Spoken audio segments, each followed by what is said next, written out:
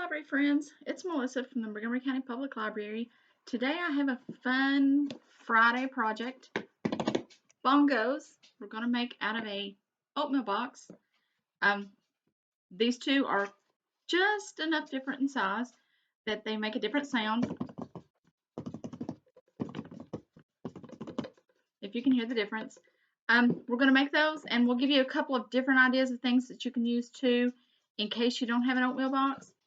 But we'll start with this project. The one that I made, if you can see up close, two different bongos. It's actually the oatmeal box cut in half. And like I said, they're just slightly enough of a different size that it gives two different sounds.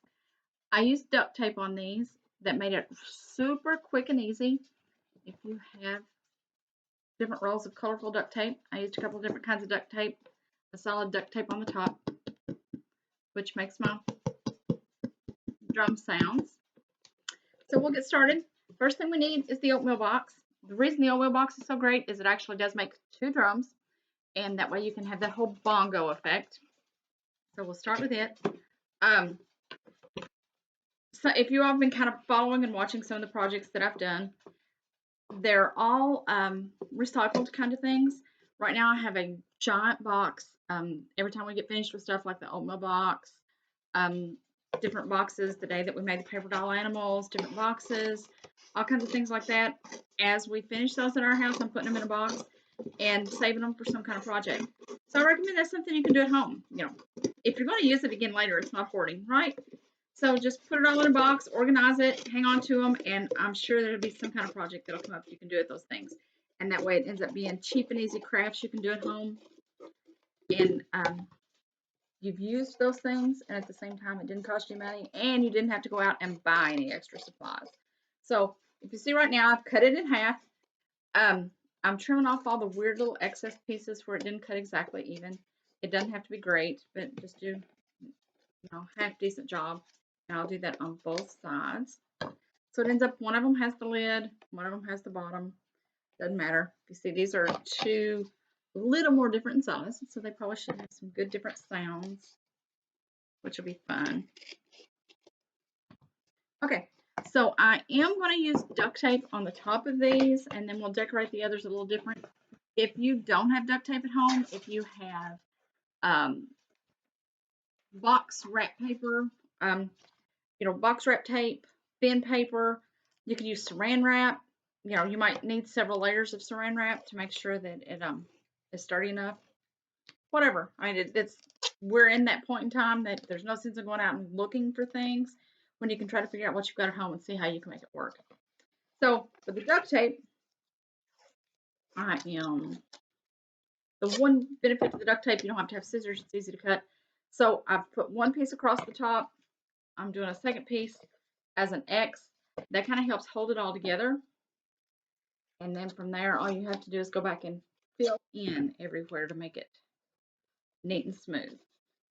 You don't have to worry too much about if the edges bunch up or whatever, because you're going to go back and cover that up anyway. Do a couple more edges to get the thicker you make the top, the better the tone is. So you can kind of keep that in mind if you really want it to play with a good tone. And if the kids are playing with it, that's totally up to you. Okay, so I have it covered. This round, instead of, since I'm giving you options of different things you can do, instead of actually using duct tape, we're going to just use paper. You can use construction paper, regular paper, whatever paper.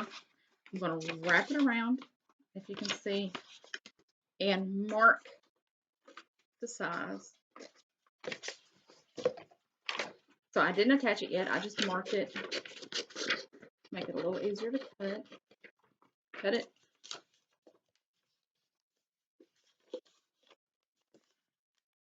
And I'm going to tape it on. Take my plastic part off so I can get it on there.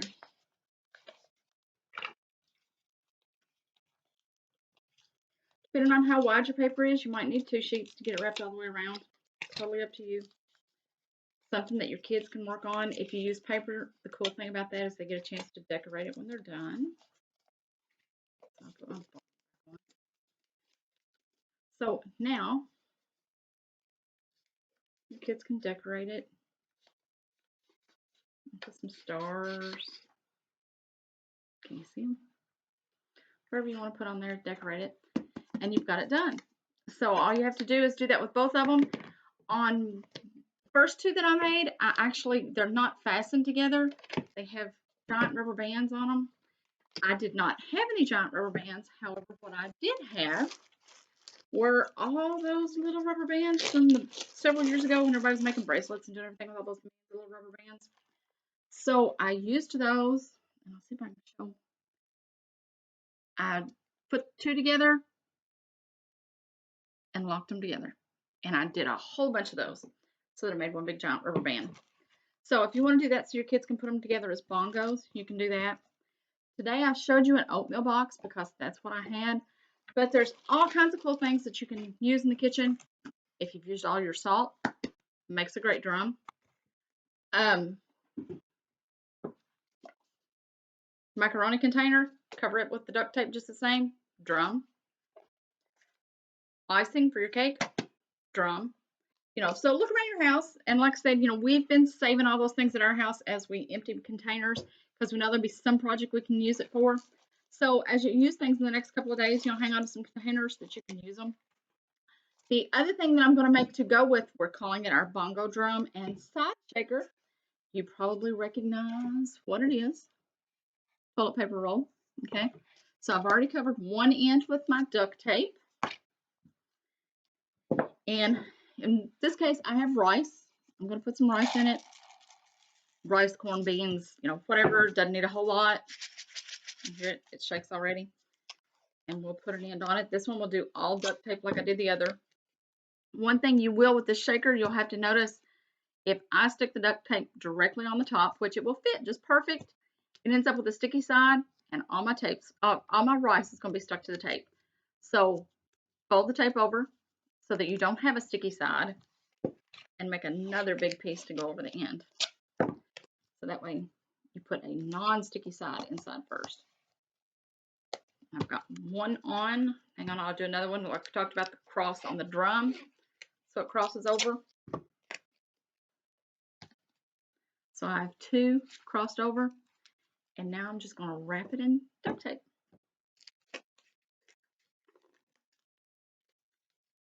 If you're doing this with the kids, it's another one of those things, one of those other projects we talked about earlier this week.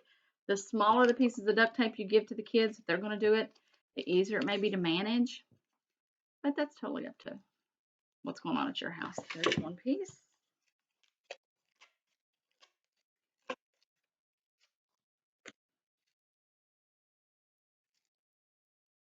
Here's the other piece.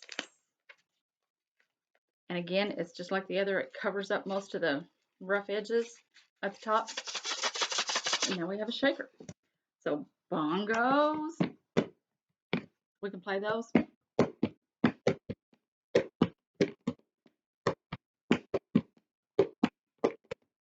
Somebody else can shake along. So there's our project idea. Since we did use an oatmeal box, I'm going to share the recipe for peanut butter no bake cookies. I'll put it in the comments because I never know if this camera is going to be backwards or forwards or what direction. But I will put the recipe up here too. I dropped part of it. Hang on. So the first things you need: half a cup of milk, half a cup of butter, which is 1 stick, and 2 cups of sugar. Put that all in a pan, mix it up, put it on about medium heat, and stir it up. Continue to stir it as much as you can, and bring it to a boil. All the recipes that I've seen just says bring it to a boil for a minute.